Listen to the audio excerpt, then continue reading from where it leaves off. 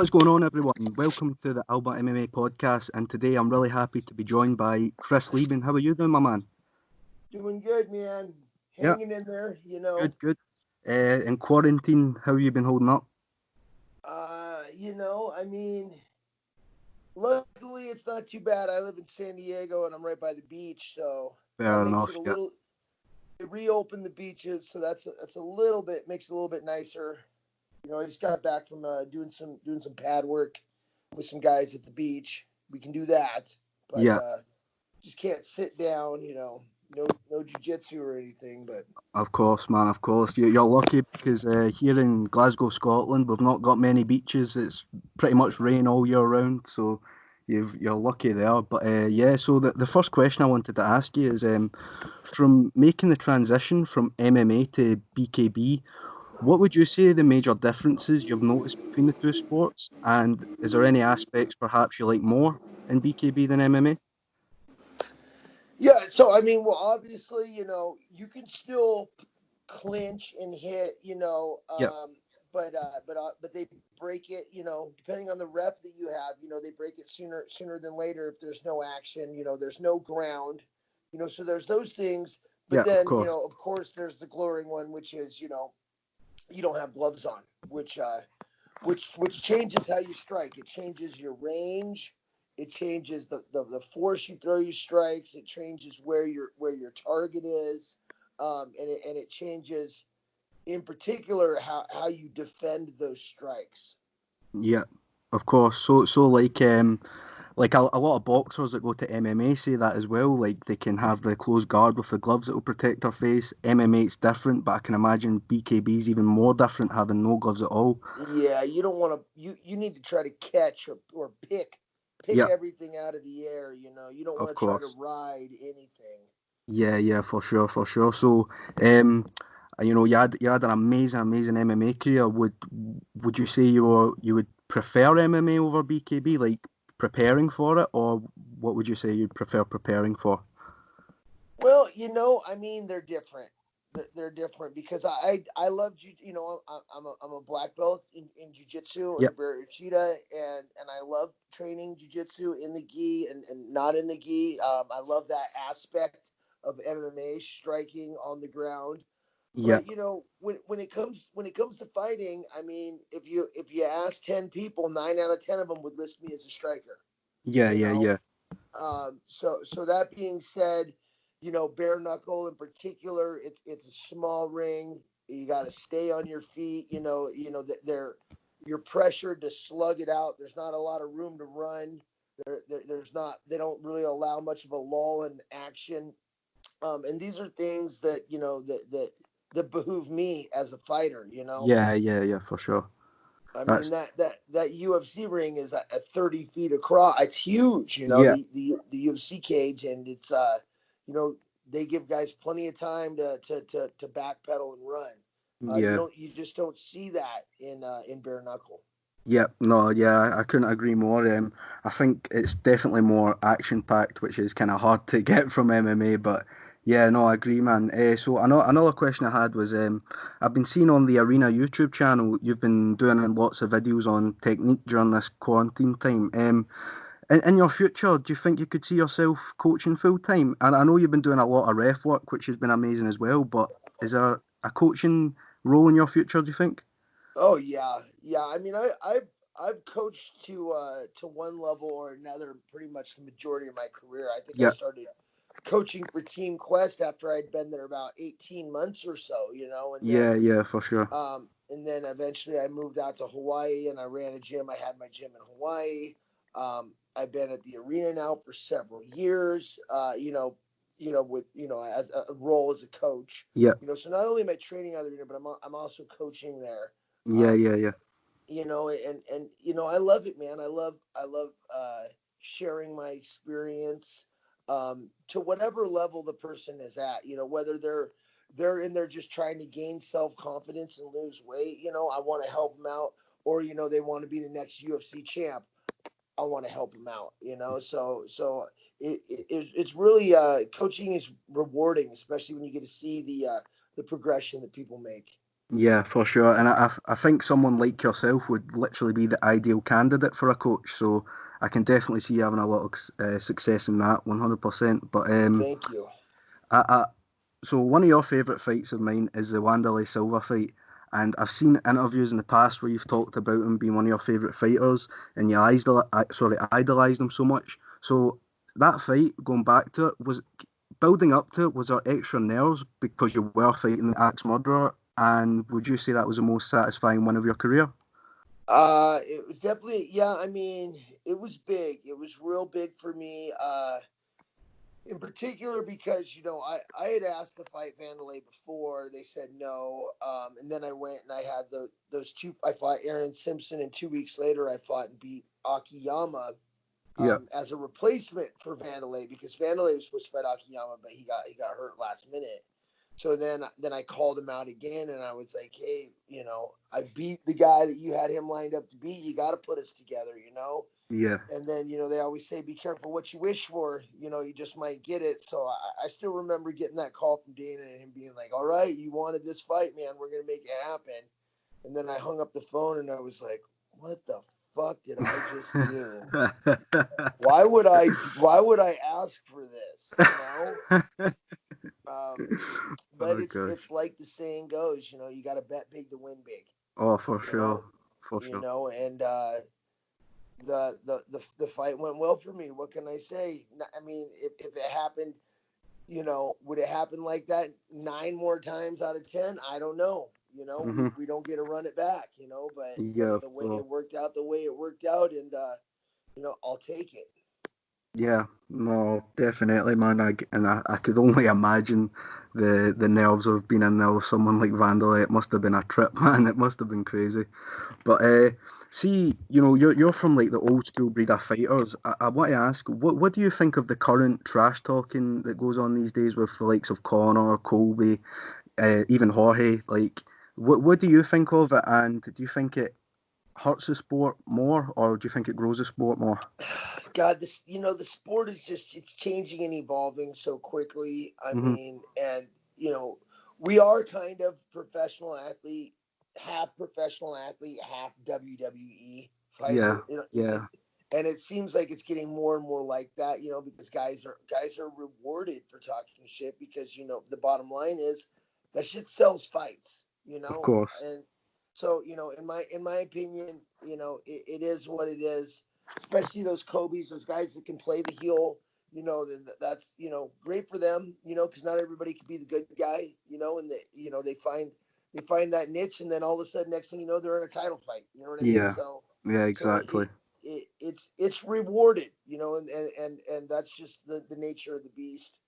Um, you know that being said, they're also fighting differently now, and a lot of guys are fighting to not lose as opposed to just going out and slugging it out. Yeah, And yeah, people yeah, always for sure. ask me how I feel about that, and I say, listen, man, the sport's evolving. You can't expect to go out and fight the way we used to fight. Yeah, You've got to have a better game plan now. You've got to be more tactical. Everybody, the skill level is heightening so much every single year. That strategical. I don't know if yeah. that's a word. You're not You asking got the to be best more guy here for either. strategical about shit. I Yeah, guess is yeah, I what know I'm what you trying mean. to Yeah, say.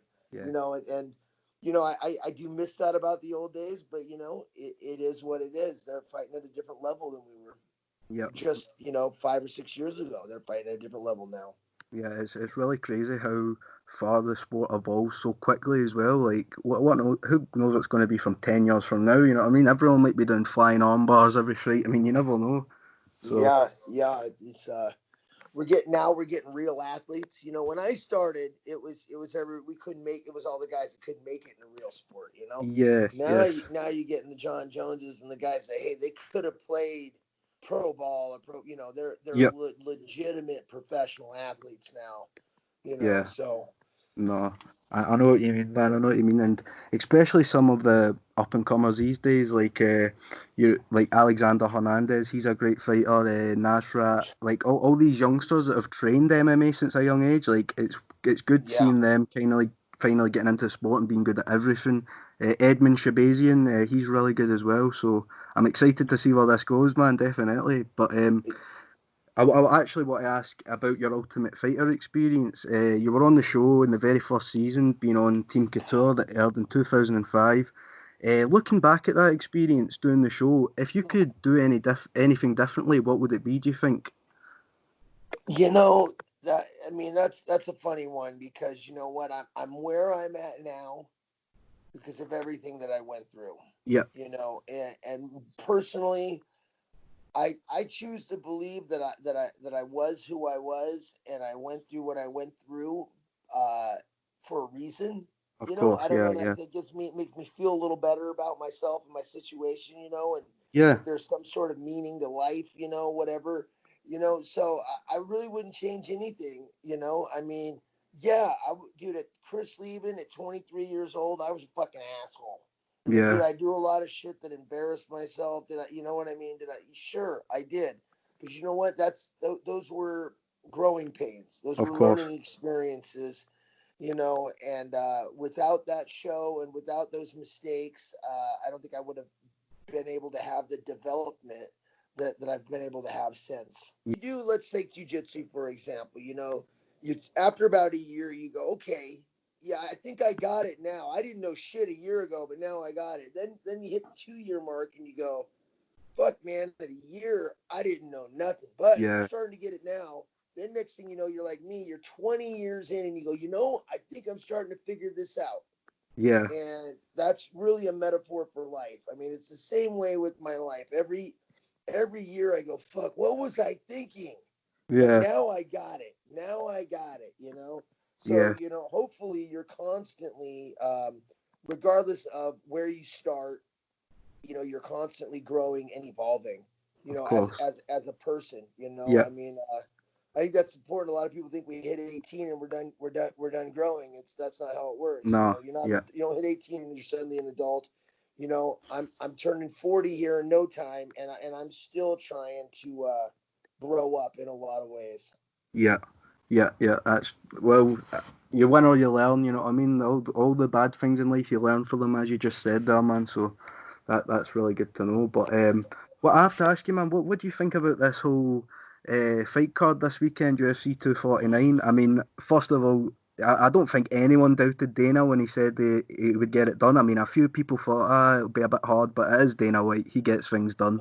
What's your overall like opinion on the card and coming up? Well, it's a good card. I Yeah. mean, you know, don't, I'm excited to see. Speaking of us old timers, I see if Dominic Cruz can do this. You know, he Oh did it yeah, of before. course. You know, so I'm really excited. You know, you know, I know Dominic. I'm a big fan of his, so I'm really rooting for him. But he's got it. That's a tough fight. You know what I Yeah. mean? Oh, for sure, man. You know. That being said, you know, and the card is great. Hmm.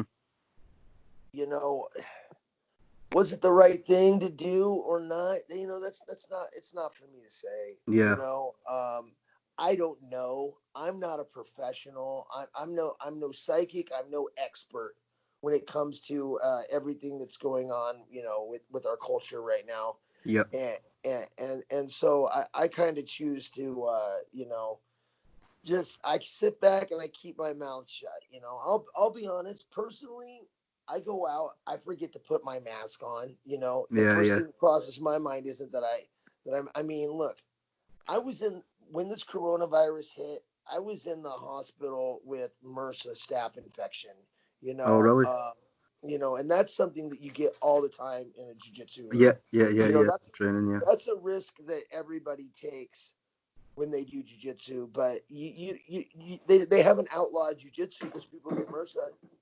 You know, like Hmm. it's we understand it's a risk we take, and we take the best precautions we can. You know, I mean, life is a risk to some extent, so Of course it it's is. Yeah. I just hope that the card goes off well. I hope that there's no that after the show nobody has a reason to point fingers at the UFC. Yeah.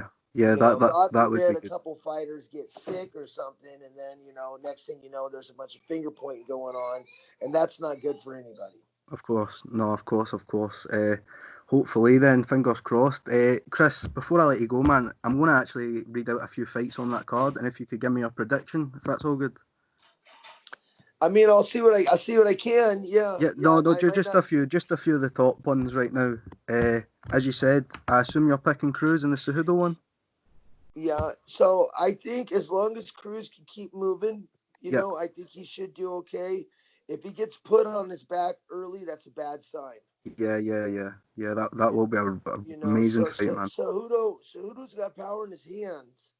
He Yeah, does, but Cruz is so hard to hit. yeah, He's always been so elusive. I think Cejudo has to come out and wrestle. He's yeah. got to do what he's best at. He's got to come out and wrestle. If he does that, he wins that fight. Yeah, yeah, for sure, man. So also Cejudo's past few fights, it's always been someone that's willing to stand in front of him and trade with him. Cruz is definitely not going to play that game, so I'm really excited to see how Cejudo will adjust to that. I mean, assumingly he will go for the wrestling, but I don't know, man. Dom has good takedown defense. It'll be a great fight, man, and I'm can't wait for that one. Yeah, yeah. Dom is not going to stand in front of you and let you hit him or shoot a double on him. Yeah, not a chance. He's going to move for 25. I mean, he moved for 25 minutes, no problem. Yep, yep, with ease, with ease. What about Francis Ngannou versus Rosenstruck? I'm sure you're excited for that one. Yeah, I'm excited for that one. I don't know that I can give you much of a prediction on it though. Yeah, it's a hard one, isn't it? It's kind of a who knows that one, to be fair. Yeah, yeah. Yeah. Well, okay then, we'll end it off with the main event. Tony Ferguson versus Justin Gaethje. Again, that's kind of the same. Who kind of knows? But what do you think? I'm a. It's that I think Ferguson's gonna win. Maybe he's a lot Yeah, longer. One of those elbows slides through. But I'm also a Ferguson fan though. I yeah, like the way I like the way he fights. He comes out to the funk music. I like that. So, but yeah, again, that's why we love the sport, man. No, nobody can predict it. So I would say, yeah, I'd say Ferguson may very well win by cutting his opponent. If Gaethje wins, it might be a knockout. yeah. That's a good prediction. I think I agree with you there, man. What a fight! What a fight card it will be, man. And I'm buzzing to see it. Chris, thank you very much for coming on. I appreciate it a lot, and I wish you nothing but the best for the future. Everyone in the description, check out Chris's links, his Instagram, everything will be there. This has been Alba MMA with Chris Leben. All the best, my man. Awesome, thanks, bro. Appreciate you having me.